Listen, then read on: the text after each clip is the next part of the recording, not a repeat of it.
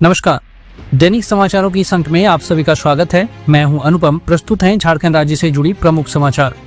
मुख्यमंत्री मैया सम्मान योजना से जुड़ी एक बहुत बड़ी अपडेट सामने आ रही है। आज से करीब एक साल पहले महिला सशक्तिकरण के उद्देश्य से शुरू की गई इस योजना के 13वीं किस्त की राशि का लाभुकों को इंतजार है, जबकि कर्मा पूजा से पहले श्री हेमंत सोरेन माननीय मुख्यमंत्री के द्वारा इस योजना की 13वीं किस्त को महिलाओं के बैंक खातों में भेजने के लिए संबंधित विभाग को आदेश जारी किया गया था। आदेश के अनुपालन में 2 सितंबर से ही लाभुकों के खातों में पैसे आने शुरू हो चुके हैं, पर अभी भी ज्यादातर लाभुकों के खातों में पैसे क्रेडिट नहीं हुए हैं। बता दें कि इस योजना के तहत सरकार पात्रता की सभी शर्तों को पूरा करने वाले लाभुकों के बैंक खातों में प्रत्येक महीने में 2500 रुपए के हिसाब से साल भर में 30,000 रुपए का भुगतान करती है। विभाग का कहना है कि पात्रता को पूरे करने वाले जिलों जैसे रांची, पूर्वी सिंहभूम, कोडरमा, गोड्डा, चाईबासा, लातेहार, गढ़वा, गुमला, सिमडेगा, जामताड़ा, धनबाद, लोहरदगा, बोकारो, देवघर, पाकुड़ और चतरा के लाभार्थियों के बैंक खातों में पैसे भेजे जाने की प्रक्रिया जारी है और धीरे धीरे सभी के बैंक खातों से जुड़े मोबाइल नंबर पर पैसे क्रेडिट होने से संबंधित मैसेज भी आने लगेंगे। इसके अतिरिक्त लाभुकों का सत्यापन देरी से होने के कारण कुछ जिले जैसे साहिबगंज, रामगढ़, पलामू, सरायकेला खरसावां, खूंटी, हजारीबाग, गिरिडीह और दुमका में पेमेंट प्रोसेस होने में देरी होने की बात भी सामने आई है। विभाग के द्वारा यह भी बताया गया है कि लाभुकों के खातों में पैसा भेजने के पहले अनिवार्य रूप से लाभुकों का सत्यापन किया जाता है, जिससे पात्रता की सभी शर्तों को पूरा करने की स्थिति में ही लाभुकों के खातों में पैसे भेजे जाते हैं। इस प्रक्रिया में कई जिलों में जिनमें जनसंख्या ज़्यादा है, वहां पर जांच की प्रक्रिया में अन्य जिलों से तुलनात्मक रूप से ज़्यादा समय लगने के कारण भी पैसे क्रेडिट होने में थोड़ा अधिक समय लगता है। साथ ही जिन लाभुकों को डीबीटी चालू नहीं होने के कारण 12वीं किस्त के पैसे नहीं मिले हैं, उन्हें एक साथ 5,000 रुपये मिलने की भी पूरी जानकारी विभाग के द्वारा दी गई है। धनबाद स्थित बीसीसीएल कतरास एरिया 4 के अंगारापत ओपी क्षेत्र में संचालित आउटसोर्सिंग की ओपन कास्ट परियोजना में शुक्रवार को हुए खदान हादसे में कंपनी के 6 कर्मियों की मौत हो गई थी। उनके सब बीसीसीएल की माइंस रेस्क्यू टीम और एनडीआरएफ की टीम द्वारा निकाले जाने के बाद परिजन और ट्रेड यूनियन के नेताओं के साथ आउटसोर्सिंग प्रबंधन की वार्ता हुई। वार्ता में मृतक के आश्रितों को मुआवजा और नियोजन देने पर सहमति बनी है। आउटसोर्सिंग प्रबंधक राणा चौधरी ने बताया कि वार्ता में मुआवजा और नियोजन पर सहमति बनी है। हादसे में जान गंवाने वाले मृतक के आश्रितों को 20-20 लाख रुपए की राशि उम्र के अनुसार चेक के माध्यम से 15 दिनों के अंदर दी जाएगी। इसके अलावा आश्रित को 15 लाख की राशि प्रदान की जाएगी। मृतक के आश्रित को एक नियोजन कंपनी में दिया जाएगा।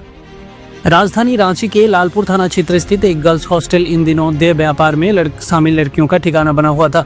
मामले की जानकारी मिलने के बाद रांची पुलिस के द्वारा बड़ी कार्रवाई की गई। गर्ल्स हॉस्टल में रेड कर 5 से ज्यादा लड़कियों को हिरासत में लिया गया है।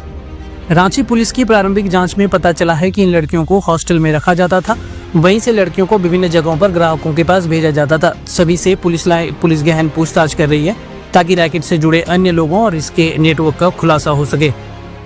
बाबा नगरी देवघर स्थित बैद्यनाथ मंदिर में शनिवार की तरह रविवार को भक्तों की भारी भीड़ उमड़ पड़ी। भाद्र मास और शुक्ल पक्ष के दिन यानी शनिवार को करीब 1 लाख श्रद्धालुओं ने भगवान भोलेनाथ का जलाभिषेक किया था। वहीं रविवार को पूर्णिमा के मौके पर भी सुबह से ही बाबा मंदिर में श्रद्धालुओं का तांता लगा हुआ है।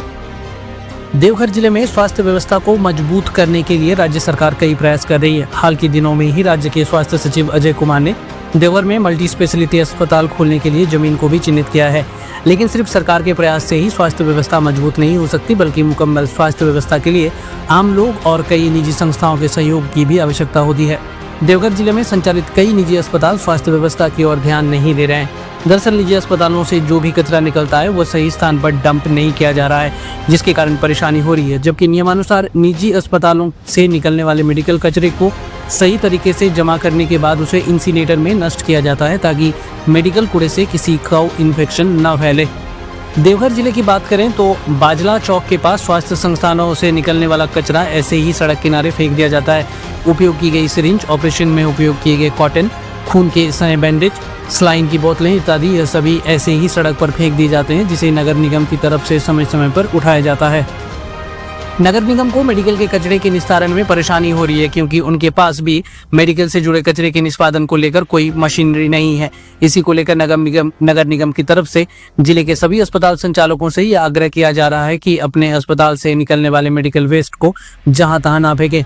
अस्पताल संचालकों की लगातार लापरवाही को देखते हुए नगर निगम के अधिकारी अब सभी अस्पताल संचालकों को लाउडस्पीकर के माध्यम से सूचित कर रहे हैं कि यदि कोई अस्पताल संचालक सड़क किनारे मेडिकल कचरे को फेंकता है तो उनके ऊपर कार्रवाई की जाएगी। रविवार देर शाम रांची के रातो थाना क्षेत्र में हुई हत्याकांड का पुलिस ने खुलासा कर लिया है। पुलिस ने 12 घंटे के भीतर दोनों शूटर को गिरफ्तार कर लिया है। साथ ही उनके 4 साजिशकर्ताओं को भी धर दबोचा है। मामले में त्वरित कार्रवाई करते हुए रांची पुलिस ने कुल 6 अपराधियों को गिरफ्तार किया है। गौरतलब है कि 7 सितंबर की रात हजारीबाग की केरेडारी निवासी रवि कुमार नामक व्यक्ति की रातू थाना अंतर्गत झखराटाड़ गांव में अज्ञात अपराधियों ने गोली मारकर हत्या कर दी थी। वहीं एक दूसरा व्यक्ति राजवल्लभ घायल हो गया था। डीआईजी सह एसएसपी रांची चंदन कुमार सिन्हा ने बताया कि इस मामले में हत्याकांड को अंजाम दिलाने में शामिल मुख्य साजिशकर्ता तथा उसके सहयोगियों को गिरफ्तार कर लिया गया है। साथ ही घटना में प्रयुक्त हथियार भी बरामद कर लिया गया है। स्थानीय लोगों ने बताया कि झरखाटाड़ रवि साहू सहित कुछ लोग बैठकर शराब पी रहे थे। उसी दौरान बाइक सवार अपराधी मौके पर पहुंचे और लोगों पर फायरिंग शुरू कर दी। इस गोलीबारी में रवि की मौके पर ही मौत हो गई, जबकि दूसरा घायल हो गया। गोलीबारी के बाद अपराधी मौके से फरार हो गए। सितंबर का महीना का दूसरा सप्ताह शुरू हो चुका है। इसी माह में नवरात्र की शुरुआत होने वाली है। पितृपक्ष भी शुरू हो चुका है। लिहाजा लोग इस बात को जानने को उत्सुक हैं कि आने वाले दिनों में मौसम का हाल कैसा रहेगा, क्योंकि बारिश होने से पूजा की तैयारियों पर असर पड़ेगा। मौसम केंद्र के मुताबिक झारखंड में पिछले 24 घंटों में मानसून कमजोर रहा है। इस दौरान कहीं कहीं मेघ गर्जन के साथ हल्के से मध्यम दर्जे की बारिश हुई है। सबसे ज्यादा बारिश 42 मिलीमीटर कोडरमा के चंदवारा में रिकॉर्ड हुई है।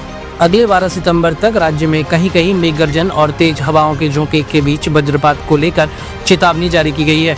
साथ ही 13 और 14 सितंबर को भी कई जगहों पर हल्के से मध्यम दर्जे की बारिश की संभावना है। ये थे झारखंड राज्य से जुड़े प्रमुख समाचार। आप ये जानकारी हमारे यूट्यूब चैनल अनुपम क्रिएशन से प्राप्त कर रहे हैं। अगर आपको ये जानकारी पसंद आ रही हो तो कृपया हमारे चैनल को सब्सक्राइब करें और वीडियो को लाइक और शेयर करें। धन्यवाद।